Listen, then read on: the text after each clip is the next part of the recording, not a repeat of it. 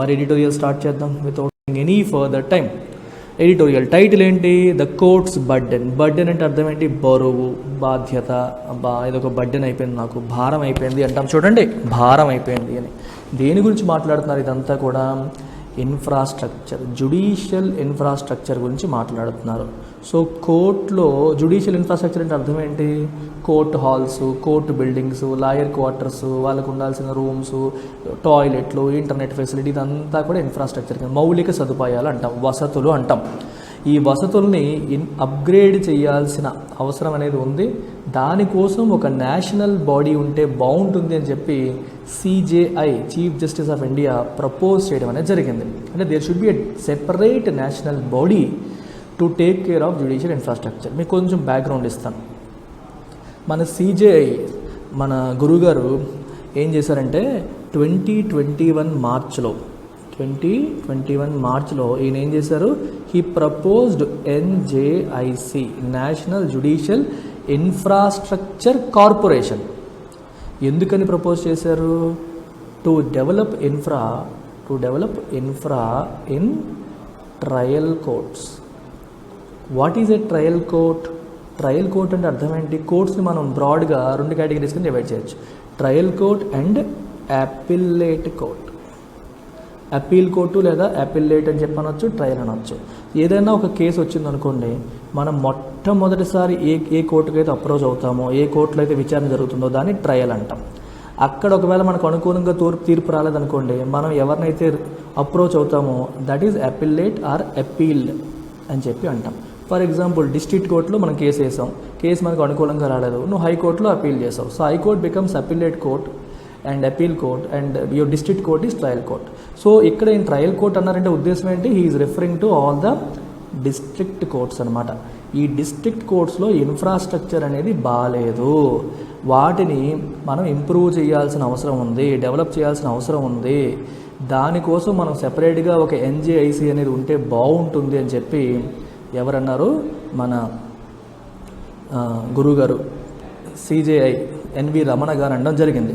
So దీనికోసం ఈయన ఏం చేశారంటే, సిజేఐ అవ్వగానే ఒక సర్వే కండక్ట్ చేశారు.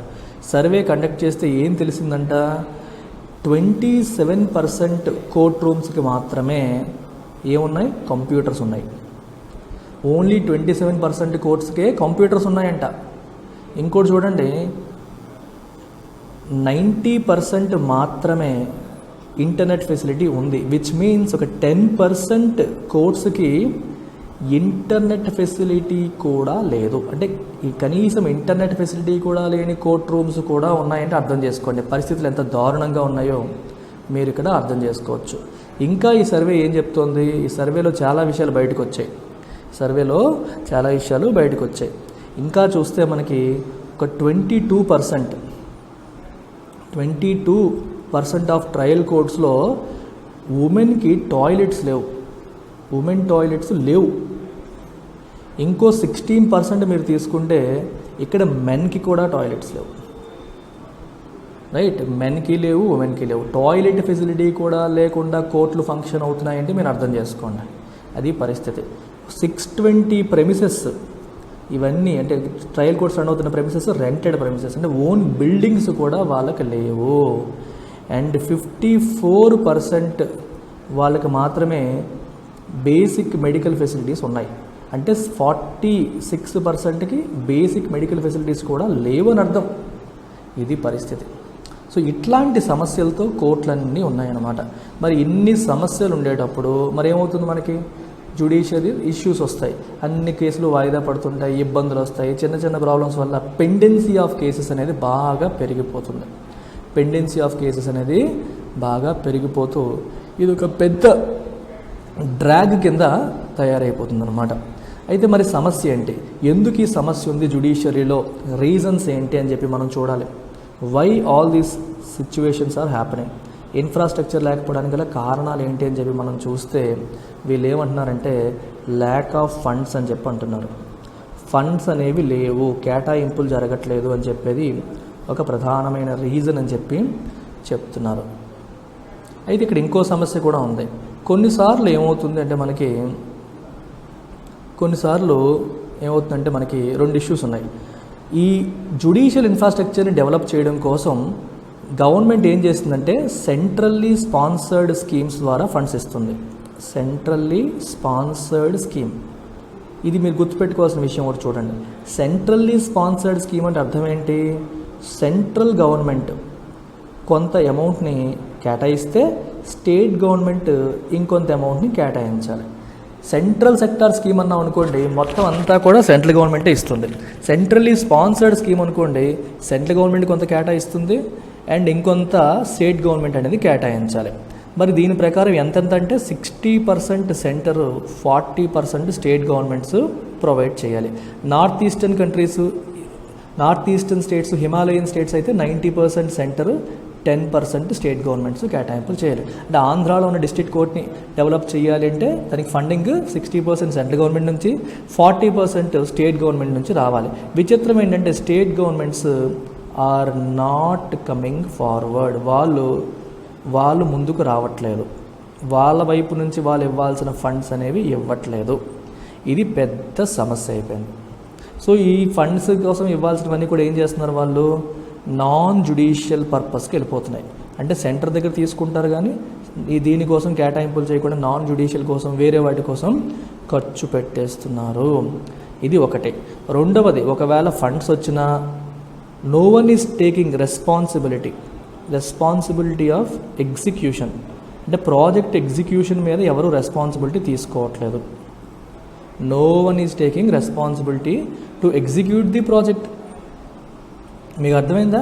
అండ్ జడ్జిలు ఉన్నారనుకోండి, జడ్జిలు ఈ పని చూడలేరు, వర్క్ అవుతుందా లేదా చూడలేదు. ఎందుకంటే వాళ్ళు ట్రాన్స్ఫర్ అయిపోతూ ఉంటారు, వేరే చోటుకి వెళ్ళిపోతారు. సో డెడికేటెడ్గా ఒకవేళ ఫండ్స్ వచ్చినా ఫండ్స్ సద్వినియోగం అవుతున్నాయా, స్పెండ్ అవుతున్నాయా, ఖర్చు అవుతున్నాయా, టైం ప్రకారం అవుతుందా లేదా చూడడానికి, సూపర్వైజ్ చేయడానికి కూడా మనుషులు లేరు. అది పరిస్థితి. అందుకే వాళ్ళు అంటున్నారనమాట, ఇష్యూ అనేది ఎలా ఉందంటే ఫండ్స్ రావడం రాకపోవడం అనేది ఒక సమస్య. రెండో సమస్య ఏంటంటే హౌ టు స్పెండ్. వచ్చిన ఫండ్ని ఎలా స్పెండ్ చేయాలని సూపర్వైజ్ చేయడానికి కూడా there is no one to supervise how to spend the money. అది కూడా లేదు. అలాంటి పరిస్థితుల్లో మనకి కనిపిస్తున్నాయి. ఇంకేం చెప్తున్నారంటే మనకి చూడండి ఒకసారి, మనకి కొన్నిసార్లు బడ్జెట్లో అలొకేషన్స్ వస్తాయి. బడ్జెట్లో ఫండ్స్ అలొకేట్ చేస్తారు జ్యుడిషియరీ కోసం. ఈ మనీ ఏమవుతుంది, it is remaining unspent, expire అయిపోతుంది, మనీ అలా ఉండిపోతుంది. ఎందుకని? దీన్ని స్పెండ్ చేయాలంటే నువ్వు ప్లాన్ చేయాలి, ఎగ్జిక్యూట్ చేయాలి, సూపర్వైజ్ చేయాలి, అంతేనా? మరి ఇవన్నీ చేయడానికి డెడికేటెడ్గా పర్సన్ లేరు, డెడికేటెడ్గా ఒక బాడీ లేదు, డెడికేటెడ్గా జడ్జిలు ఇవన్నీ చేయలేరు, గవర్నమెంట్ పట్టించుకోదు, ఇంట్రెస్ట్ చూపట్లేదు. అందుకని చెప్పే ఎన్జేఐసి, నేషనల్ జ్యుడిషియల్ ఇన్ఫ్రాస్ట్రక్చర్ కార్పొరేషన్ అనేదాన్ని ఒకటి సుప్రీంకోర్టులో ఒక చట్టం చేయడం ద్వారా తీసుకొద్దాము అంటే స్టాట్యూటరీ, ఒక చట్టం చేయడం ద్వారా, స్టాట్యూట్ అంటే చట్టం, ఒక స్టాట్యూటరీ బాడీ కింద దీన్ని క్రియేట్ చేద్దాము. సో ఈ particular body will be responsible for planning, execution, supervision of judicial infrastructure అని చెప్పి ఈయన ప్రపోజ్ చేయడం అనేది జరిగింది. సో ఇది జ్యుడిషియల్ ఎన్జేఐసి యొక్క కథ. ఎందుకు, ఏం చేయాలి, రమణ గారి ఆలోచనలు ఏంటి, అవన్నీ మీకు ఇక్కడ చెప్పేశాను. So this is what you have to understand here. So now let's go through this. It is unfortunate that the proposal by the Chief Justice of India for a national judicial infrastructure corporation with corresponding bodies at the state level did not find favor with many chief ministers at the recent joint conference of chief justices and chief ministers. రీసెంట్గా high court chief justices మరియు supreme court chief justice అలాగే రాష్ట్రాల ముఖ్యమంత్రులకి మధ్యలో ఒక conference జరిగింది, ఒక meeting అనేది జరిగింది. Unfortunately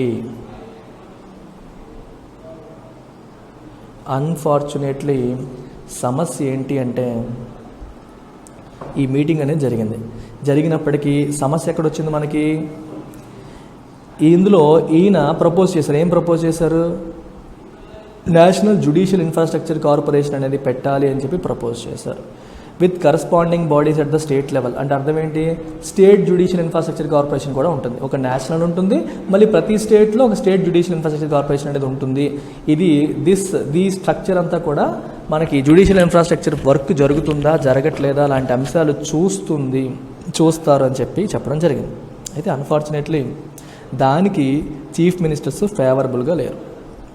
they did not find favour అంటే మీనింగ్ అది, వాళ్ళు చీఫ్ మినిస్టర్స్ ఈ విషయంలో ఫేవరబుల్గా లేరు అని అర్థం.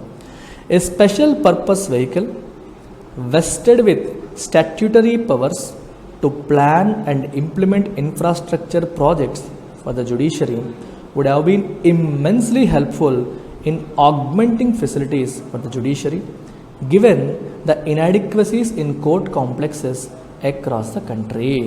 చూడండి ఇక్కడ ఏం రాశారో, సెపరేట్గా ఒక బాడీ క్రియేట్ చేసి దానికి స్టాట్యూటరీ పవర్స్ని వెస్ట్ చేస్తే, స్టాట్యూటరీ పవర్స్ అంటే అర్థం ఏంటి, it should derive it's powers from a statute అంటే లా, చట్టం, ఒక బేసిక్ లా అని అర్థం. సో ఒక చట్టాన్ని క్రియేట్ చేసి ఆ చట్టం ద్వారా దీనికి పవర్స్ని అకార్డ్ చేసి ఇచ్చి, దేనికి powers, to plan and implement infrastructure projects for జ్యుడిషియరీకి అవసరమైన ఇన్ఫ్రాస్ట్రక్చర్ ప్రాజెక్ట్స్ని ప్లాన్ చేసి ఇంప్లిమెంట్ చేయడానికి. అంటే డిఫరెంట్ జ్యుడిషియరీస్లో ఏమేమి అడిక్వసీస్ ఉన్నాయి, ఏమి లేవు ఐడెంటిఫై చేసి ఫండ్స్ తీసుకొచ్చి ప్లాన్ చేసి ఇంప్లిమెంట్ చేయడానికి ఒక సెపరేట్ బాడీ వచ్చుంటే would have been immensely helpful, చాలా హెల్ప్ అయ్యేది ఇన్ ఆగ్మెంటింగ్ ఫెసిలిటీస్ని ఆగ్మెంట్ అంటే యాడ్ ఆన్ చేయడం, ఇంకా యాడ్ చేయడం అనమాట, for the judiciary given the inadequacies in court complexes. Present court కాంప్లెక్సెస్లో ఉన్న ఈ ఇనాడిక్వసీస్ అన్ని దృష్టిలో పెట్టుకుని ఇవన్నీ చేసుంటే బాగుండేది. హౌవెవర్, అయితే it is a matter of relief that there was agreement on the idea of state level bodies for the same purpose with representation to the chief ministers so that they are fully involved in the implementation. National judicial infrastructure corporation విషయంలో వీళ్ళు అనుకూలంగా లేరు, కానీ వాళ్ళు state level bodies విషయంలో అగ్రిమెంట్లో ఉన్నారు. Okay, state లెవెల్లో మీరు పెడతానంటే మాకు ఓకే. రెండోది, చీఫ్ మినిస్టర్స్కి రిప్రజెంటేషన్ ఉండాలి. అంటే చీఫ్ మినిస్టీరియల్ టీం నుంచి కొంతమంది అందులో ఉండాలి. అక్కడ ఏం జరుగుతుందో చీఫ్ మినిస్టర్కి తెలియాలి. So that they are fully involved in implementation అప్పుడు వాళ్ళు కూడా ఫుల్గా ఇన్వాల్వ్ అయినట్టు ఉంటుంది. అలా అయితే మాకు ఓకే. నేషనల్ లెవెల్కి వీళ్ళు అంత అనుకూలంగా లేరనమాట. The CJI NV Ramana who had mooted అంటే suggested the proposal some months ago sought to dispel the impression that a national body would usurp the powers of the executive and underscored that it could have adequate representation of union and the states. National body అనేసరికి states భయపడతాయి. ఎందుకంటే ఈ national body అని పెట్టేసరికి state యొక్క powers అది లాగేసుకుంటుంది, మనల్ని పట్టించుకోరు, మనల్ని సంప్రదించరు, మొత్తం అంతా వాళ్ళే చేసి పారేస్తారు. స్టేట్స్కి ఆల్రెడీ పవర్స్ తగ్గిపోతున్నాయి, ఈ పవర్లు కూడా లేకపోతుంది, మనకి రిప్రజెంటేషనే ఉండదేమోనన్న భావన చీఫ్ మినిస్టర్స్లో వచ్చింది. ఆ నోషన్ని అంటే ఆ భావనని, ఆ ఇంప్రెషన్ని డిస్పెల్, చూసారు ఇక్కడ ఏం రాశారు, డిస్పెల్ అంటే తొలగించడం. ఒక తప్పుడు ఆలోచన, ఒక రాంగ్ నోషన్ని, ఒక అభద్రతా భావాన్ని రిమూవ్ చేయడం అనే మీనింగ్లో డిస్పెల్ వాడతారు. సాట్ అంటే tried to remove the notion, ఆ ఇంప్రెషన్ని తీసేయడానికి, తొలగించడానికి ఆయన ప్రయత్నం చేశారు. యూజప్ అంటే లాక్కోవడం, ఎగ్జిక్యూటివ్ యొక్క పవర్స్ అన్ని వాళ్ళే లాగేసుకుంటారన్న భావన ఉంది, ఇంప్రెషన్ ఉంది. ఆ భావనను రిమూవ్ చేయడానికి ఎన్వి రమణ ప్రయత్నం చేయడం అనేది జరిగింది. And he also underscored that it could have adequate representation of the union or states. దీనికి యూనియన్ మరియు స్టేట్స్ నుంచి అడిక్వేట్ రిప్రజెంటేషన్ ఉంటుంది. నేషనల్ జ్యుడిషియల్ ఇన్ఫ్రాస్ట్రక్చర్ కార్పొరేషన్లో స్టేట్ గవర్నమెంట్ కూడా రిప్రజెంటేషన్ ఉంటుంది, స్టేట్ని పట్టించుకోవడం మానేయడం కాదు అని ఆయన చెప్పారు. హీ హ్యాడ్ ఫ్లాగ్ అంటే అండర్లైన్ చేయడం. ఇప్పుడు నేను చెప్తాను చూడండి, ఇది ఇంపార్టెంట్ అని చెప్తున్నాను కదా, అలాగనమాట. Head flag the Gulf between available infrastructure and the justice needs of the people. Flag అంటే అర్థం ఏంటి, అండర్లైన్ చేయడం, అండర్ స్కోర్ చేయడం అని అర్థం. దేన్ని ఆయన అండర్లైన్ చేశారు, ద గల్ఫ్ బిట్వీన్, గల్ఫ్ అంటే గ్యాప్, గల్ఫ్ అంటే మీనింగ్ ఏంటి, gap. Between what, the available infrastructure, present ఉన్న ఇన్ఫ్రాస్ట్రక్చర్కి, మరియు the justice needs of the పీపుల్కి అవసరమైన న్యాయపరమైన అవసరాలు. అర్థమైందా? ఈ రెండింటికి మధ్యలో ఉన్న గ్యాప్ని ఈ రెండింటికి మధ్యలో ఉన్న గ్యాప్ని ఆయన హైలైట్ చేశారు. ఇది ప్రజలకి జస్టిస్ అనేది ఇమీడియట్గా జరగట్లేదు, ఒక కేసు పెడితే ఇన్ని సంవత్సరాలు పట్టేస్తోంది. దీనికి కారణం ఇన్ఫ్రాస్ట్రక్చర్ కూడా అందుకే ఇన్ఫ్రాస్ట్రక్చర్ సరైన లేకపోవడం వల్ల కూడా డిలేలు జరుగుతున్నాయి అని చెప్పి ఆయన వీరందరికీ అర్థమయ్యేలా చెప్పడానికి ప్రయత్నం చేశారు, దాన్ని అండర్స్కోర్ చేశారు, హైలైట్ చేశారు. If his proposal had been accepted, ఆయన ప్రపోజల్ యాక్సెప్ట్ చేసి ఉంటే the available funding as a centrally sponsored scheme, మీకు ఇప్పుడే చెప్పాను, with the center and state sharing the burden at a 60-40 ratio could have been gone to the national authority. ఆయన చెప్పిన proposal approve అయ్యి ఉంటే ఈ ఫండ్స్ ఏవైతే ఉన్నాయో ఆ ఫండ్స్ అని ఎవరికి వెళ్ళేవి, ఆ నేషనల్ అథారిటీకి వెళ్ళేవి, which would allocate the funds through high courts. వాళ్ళు హైకోర్ట్స్ ద్వారా ఫండ్స్ని బేస్డ్ ఆన్ నీడ్ అలొకేట్ చేసేవారు. రెస్పెక్టివ్ స్టేట్ హైకోర్ట్స్ని సంప్రదించి ఏ కోర్టుకి ఎంత అలాట్ చేయాలని చెప్పి వాళ్ళు చేసేవాళ్ళు. అది నిజంగా పెట్టి ఉంటే it is likely that the chief minister did not favor the idea as they wanted a greater say in the matter. వాళ్ళ మాట చెల్లాలి. ఇప్పుడు నేషనల్ జ్యుడిషియల్ ఇన్ఫ్రాస్ట్రక్చర్ కార్పొరేషన్ వస్తే ఎక్కడ ఇంప్లిమెంట్ చేయాలి, ఎక్కడ ఏం తీసుకురావాలి అంతా కూడా వాళ్ళు డిసైడ్ చేస్తారు. స్టేట్ మినిస్టర్స్, మన ముఖ్యమంత్రికి విలువ లేకుండా అయిపోతుంది, వాళ్ళ మాటకి విలువ లేకుండా అయిపోతుంది. అందుకని వాళ్ళు ఏం చేశారు, మా మాటకి విలువ ఉండాలి, మా మాటకి వెయిట్ ఉండాలి. They wanted a greater say. I don't have a say in this అన్నాం అనుకోండి, అంటే చెప్పడం అని కాదు, నా మాటకి ఇక్కడ విలువ లేదు అని అర్థం. So they wanted a greater say, వాళ్ళ మాటకి విలువ ఉండాలి, వాళ్ళు చెప్పేది జరగాలనేది వాళ్ళ ఉద్దేశం. అందుకని చెప్పే ఈ chief ministers they did not favour the idea. ఈ ఐడియాని వాళ్ళు ఇష్టపడలేదు, వాళ్ళు సపోర్ట్ చేయలేదు. Given the experience of allocated funds for judicial infrastructure going unspent in many states, it remains to be seen how far the proposed state level bodies would be successful in identifying needs and speeding up implementation. So ఇది చాలా important sentence. ఇక్కడ ఏం చెప్తున్నారు, given the experience of allocated funds for judicial infrastructure going unspent, already allocate చేసిన మనీయే spend అవ్వట్లేదు. We have that experience. బడ్జెట్లో allocate చేసిన ఫండ్స్ కూడా స్పెండ్ అవ్వకుండా ఉండిపోతున్నాయి.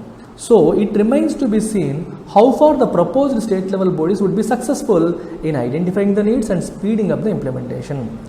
ఫండ్స్ లేవని అనుకోవడానికి కూడా లేదు, ఏదో ఫండ్స్ ఇచ్చినప్పటికీ కూడా అది ఇంప్లిమెంట్ అవ్వట్లేదు. ఇప్పుడు మరి ఈ స్టేట్ లెవెల్ బాడీస్ వస్తే అవి నిజంగా ఎంత సక్సెస్ అవుతాయి అనేది it will be interesting to see. అసలు నీడ్స్ని ఐడెంటిఫై చేసి ఇంప్లిమెంటేషన్ స్పీడప్ చేయడంలో వాళ్ళు ఎంత సక్సెస్ఫుల్ అవుతారు అనేది we have to wait and see. We cannot say 100% మనం చెప్పలేము. We have to wait and see. Propose state level bodies ఎంత సక్సెస్ అవుతాయి అనేది మనం చూడాలి. It will naturally require greater coordination between states and the respective high courts. So స్టేట్స్కి మరి high కోర్ట్స్కి coordination కావాలి, ఎందుకంటే హైకోర్టుకి తెలియకుండా ఏమీ జరగదు. డిస్ట్రిక్ట్ కోర్ట్స్ అన్ని హైకోర్టుకి రిపోర్ట్ చేస్తూ ఉంటాయి. సో ఏ కోర్టుకి ఏది అవసరం అనేది హైకోర్టు డిసైడ్ చేస్తుంది. సో స్టేట్ గవర్నమెంట్ హైకోర్టుతో కోఆర్డినేషన్ అనేది చేయాల్సి ఉంటుంది. Union law minister Kiran Rijiju has promised assistance from centre to the states for creating the required infrastructure. ఈయన ఏం చెప్పారంటే మేము అసిస్టెన్స్ ఇస్తాం, హెల్ప్ చేస్తాం. అసిస్టెన్స్ అంటే సహాయం చేస్తామని చెప్పి ఆయన ప్రామిస్ చేయడం జరిగింది. Especially for the lower judiciary, ఈ డిస్ట్రిక్ట్ లెవెల్ కోర్ట్స్కి మేము సపోర్ట్ చేస్తాము, ఫండ్స్ ఇస్తామని ఆయన మాట ఇవ్వడం అనేది జరిగింది. While it is a welcome sign that the focus is on infrastructure, unmitigated pendency, while it is a welcome sign that the focus is on infrastructure పైన ఫోకస్ చేయడం అనేది ఆహ్వానించదగ్గ సూచన అయినప్పటికీ, మంచిదే ఇన్ఫ్రాస్ట్రక్చర్ మీద ఎప్పుడైనా దృష్టి పెడుతున్నారు, కానీ అన్మిటిగేటెడ్ పెండెన్సీ, కేసులు బాగా పెండింగ్ ఉండడం అనేది మిటిగేట్ అవ్వట్లేదు, తగ్గట్లేదు. అంటే ఎప్పటికీ తగ్గకుండా పెరిగిపోతున్న కేసులు, క్రానిక్ షార్టేజ్ ఆఫ్ జడ్జులు ఎప్పుడు కూడా వేకెన్సీలు ఉండిపోతున్నాయి, ఫిల్ అవ్వట్లా. సో క్రానిక్గా వేకెన్సీస్ ఫిల్ అవ్వకుండా ఉండిపోవడం, the burgeoning docket size remain major challenges. And పెరిగిపోతున్న కేసుల లిస్టు, బర్జనింగ్ అంటే బాగా పెరిగిపోతుంది, రోజువారీ కోర్టులకు వస్తున్న కేసులు పెరిగిపోతున్నాయి, ఉన్నవి ఇంప్లిమెంట్ అవ్వట్లేదు. ఇలాంటి సమస్యలు అనేవి మేజర్ ఛాలెంజెస్గా ఉన్నాయి. CJ Ramana flagged some aspects of the governments contribution to the burden of judiciary. ఈయన ఏమంటున్నారు, some aspects of governments contribution to the burden of judiciary. చూడండి, ఈ మాట కూడా చాలా ఇంపార్టెంట్. ఇక్కడ ఏమంటున్నారంటే బర్డెన్ అంటే అర్థం ఏంటి? భారం. జ్యుడిషియరీకి ఒక పెద్ద భారం అయిపోతుంది. ఏంటది? కేసులో భారం. ఎక్కువ కేసులు అయిపోయి భారం అయిపోతుంది. ఈ భారం పెరగడానికి గవర్నమెంట్ పనులు కూడా కొన్ని కారణం అవుతున్నాయి. అంటే మాకింత భారం పెరిగిపోయే విషయంలో గవర్నమెంట్ కాంట్రిబ్యూషన్ కూడా ఉంది, పాజిటివ్గా కాదు నెగిటివ్గా. ఏ రకంగా?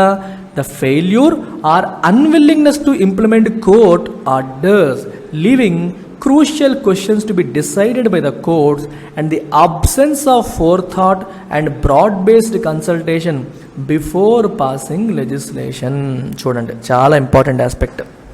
ఇక్కడ ఏమంటారంటే గవర్నమెంట్స్ కోర్టు ఇచ్చిన ఆర్డర్స్ని ఇంప్లిమెంట్ చేయట్లేదు సరిగ్గా, అన్విల్లింగ్నెస్ చూపిస్తున్నాయి, కోర్టు చెప్పింది ఫాలో అవ్వడానికి ఇంట్రెస్ట్ చూపట్లేదు. ఇది ఒక పెద్ద సమస్య అయిపోతుంది మాకు. సో మీరు ఎప్పుడైతే కోర్టు చెప్పింది ఫాలో అవ్వట్లేదో నిర్ణయాలు కోర్టే తీసుకోవాల్సి వస్తుంది. సో కోర్టే నిర్ణయాలు తీసుకోవాల్సిన పరిస్థితి వస్తుంది. ఆబ్సెన్స్ ఆఫ్ ఫోర్ థాట్ అంటే ముందు చూపు లేకపోవడం, బ్రాడ్ బేస్డ్ కన్సల్టేషన్. ఒక చట్టాన్ని మనం పాస్ చేసేటప్పుడు ముందు చూపు లేకుండా, కన్సల్టేషన్స్ లేకుండా చట్టాలు గవర్నమెంట్స్ పాస్ చేస్తున్నాయి. అలా చేయడం వల్ల కూడా కేసుల మీద కేసులు కోర్టుకు వచ్చేస్తున్నాయి. అన్ని రకాల సమస్యల్ని ముందే ఆలోచించి, సమస్యల్ని ముందే ఊహించి వాటికి పరిష్కారంతో పాటు మీరు చట్టాలని తయారు చేసుంటే కోర్టుకు వచ్చే కేసుల సంఖ్య తగ్గేది. అన్ఫార్చునేట్లీ గవర్నమెంట్ ఇలాంటి ఫోర్ థాట్ లేకుండా చేయడం వల్ల it is leading to a lot of pendency of కేసెస్కి అది కారణం అయిపోతుంది. సో దీనివల్ల కూడా కోర్టులకి భారం పెరుగుతుందని చెప్పి ఆయన అంటున్నారు. While this may be unpalatable to the executive. Unpalatable అంటే రుచించకపోవడం, డజంట్ టేస్ట్ గుడ్. అంటే ఒక మాట, ఒక కామెంట్ చెప్పినప్పుడు అది మనకి నచ్చలేదు అనుకోండి, ఇబ్బంది పెడుతుంది అనుకోండి, ఇట్ ఈస్ అన్పెలటబుల్ అంటారు. అంటే అది ఎగ్జిక్యూటివ్కి రుచించకపోయినప్పటికీ, ఎగ్జిక్యూటివ్ అంటే అర్థం ఏంటి? మీరు వినుంటారు ఎప్పుడు, లెజిస్లేచర్, ఎగ్జిక్యూటివ్, జ్యుడిషియరీ. లెజిస్లేచర్ ఏం చేస్తుంది? చట్టాలు చేస్తుంది, ఇట్ మేక్స్ లాస్. ఎగ్జిక్యూటివ్ ఏం చేస్తుంది? It implements loss. జ్యుడిషియరీ ఏం చేస్తుంది? It protects laws or it defends laws. అంటే చట్టానికి వ్యతిరేకంగా ఎవరన్నా చేస్తే అది చట్ట ప్రకారం వాళ్ళకి శిక్ష పడేలా చేస్తుంది. It also resolves dispute resolution అనేది జ్యుడిషియరీ చేస్తుంది. మరి ఎగ్జిక్యూటివ్ అంటే ఎవరు? సెంట్రల్ లెవెల్లో prime minister and council of ministers, state లెవెల్లో chief minister and council of ministers. వీళ్ళని మనం ఏ ఎగ్జిక్యూటివ్ అంటాము? We call them political executive. ఇందులో ఉన్న వాళ్ళందరూ ఎవరు? పొలిటీషియన్స్. మరి పొలిటికల్ ఎగ్జిక్యూటివ్ అనే పదం ఉపయోగించారంటే ఇంకో టైప్ ఆఫ్ ఎగ్జిక్యూటివ్ కూడా ఉందా? ఉంది, bureaucratic executive. We also have another executive called bureaucratic executive. మరి దీంట్లో ఎవరు ఉంటారు? ఆల్ ది ఐఏఎస్లు, ఐపీఎస్లు, వీళ్ళంతా all the government servants are part of bureaucratic executive.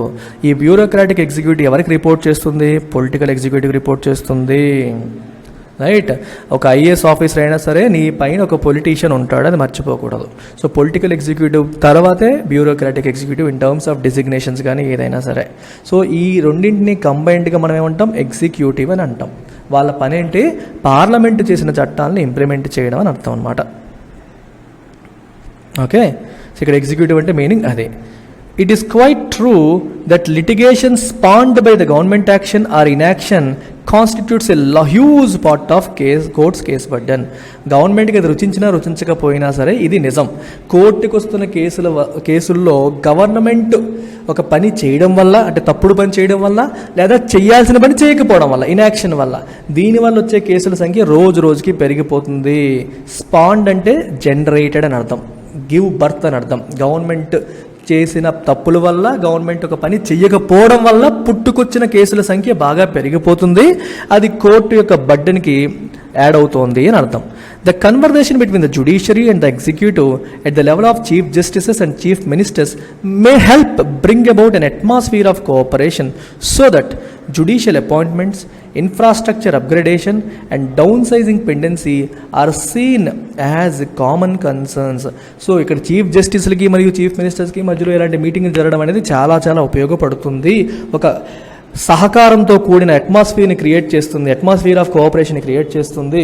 So that judicial appointments, infrastructure upgradation, pendency తగ్గించడం ఇలాంటివి కామన్ కన్సర్న్స్ కింద చూడడం మొదలవుతారు. అంటే జ్యుడిషియరీకి సమస్యలు మనకి సమస్యలు కాదు అని చెప్పి అనుకునే అవకాశం ఉంది. అలా కాకుండా వీళ్ళు కూడా, అంటే గవర్నమెంట్ వాళ్ళు కూడా ఇవి మనకి సమస్య, ఇన్ఫ్రాస్ట్రక్చర్ అప్గ్రేడ్ చేయాలి, కేసుల సంఖ్య తగ్గించాలి, అపాయింట్మెంట్స్ అంటే పెండెన్సీ వేకెన్సీని ఫిల్ చేయాలి, అది మనకి కూడా సమస్య అని చెప్పి భావించే పరిస్థితి వస్తుంది. లేకపోతే అది మాకు సంబంధం లేదని ఎగ్జిక్యూటివ్ వదిలేస్తుంది. దానివల్ల జస్టిస్ అనేది ప్రజలకి డిలే అవుతుంది. As there is a saying, justice denied is justice delayed is justice denied అంటారు. న్యాయం అనేది టైంకి అందకపోతే న్యాయం వాళ్ళకి అందించనట్టే లెక్క. ఎప్పుడో జరగాల్సిన న్యాయం ఇంకెప్పుడో జరిగితే ఈలోపు జీవితకాలం గడిచిపోతుంది అని చెప్పి దీని యొక్క అర్థం. వెరీ వెరీ ఇంపార్టెంట్ ఎడిటోరియల్ ఇది. యూపీఎస్సికి చాలా చాలా చాలా ఇంపార్టెంట్ ఎడిటోరియల్.